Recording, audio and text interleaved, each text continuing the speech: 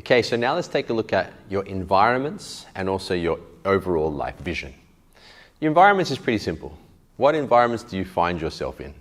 Your room, your kitchen, your lounge room.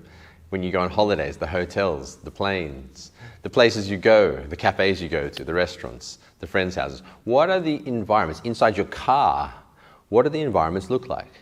Now this is an interesting one because it's your external life is a reflection of your internal world. Things tend to manifest according to how we are. I'll give you an example. I was cleaning out the storeroom in my academy. And as I was clearing it out, there was actually stuff everywhere. There was mats and lost property and bits and pieces, hammers and just stuff everywhere. There was like a pile because it just gotten messy. And I'd always kind of thought of the storage room in anyone's house or anyone's building as a kind of like the subconscious mind in a way, because it's kind of stored away, right? And I was clearing it out, getting everything out, and then right down at the bottom of that pile of stuff, I found a book. And the book is a book based on vibration and attraction. It's a compilation of 4 books by a teacher called Abraham Hicks. Check it out. I was always a bit doubtful and skeptical of the whole law of attraction teachings, but it really is just about vibration and resonance, which is exactly what we're working on in the state. We're working on our energy body, we're working on spiritual intention, we're working on surrender and letting go, which is all energy work. It's all working with the mind, the emotions, and the different types of chi or energy within the body.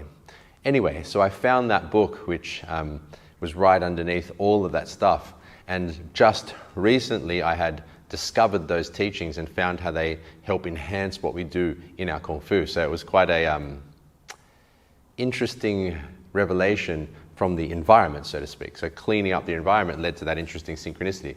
It's a little bit off the side, off track a little bit, but it just highlights the kind of importance of being clear in your surroundings. So, are your surroundings clean and clear? Do they have a certain quality of look and feel and smell, in touch?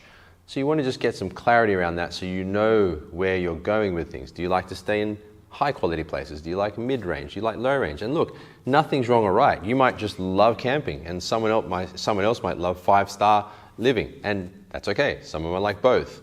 But it's really just about you setting what you want for it, right? So write down those different bits and pieces of what the quality of your environments are like. Now, further to that, now let's look at your overall life vision. Your overall life vision is kind of like writing out what a day in the life for you would look like ultimately. And it's not to say that you kind of get upset and stressed that you don't have it now. It's once again just a destination. Like, for example, when you start martial arts, you start as a white belt and you would like to ultimately be a master or a black belt, right? You don't start wanting to fail or not achieve the highest level of it, right? Most of us have the aspirations to be the best at it or to be at the top level of it when they start. So it's similar there, You're setting a directionality for your mental, emotional, physical and spiritual energy so that you can start to manifest that life into your existence, into your creative expression of what you live, so to speak. So, when we start thinking about our overall life vision, this is a little bit different to the last components in that you're kind of going to write like a story of a day. Perhaps you wake up with your partner and you have a cup of coffee and look at the beautiful sunrise in your country home.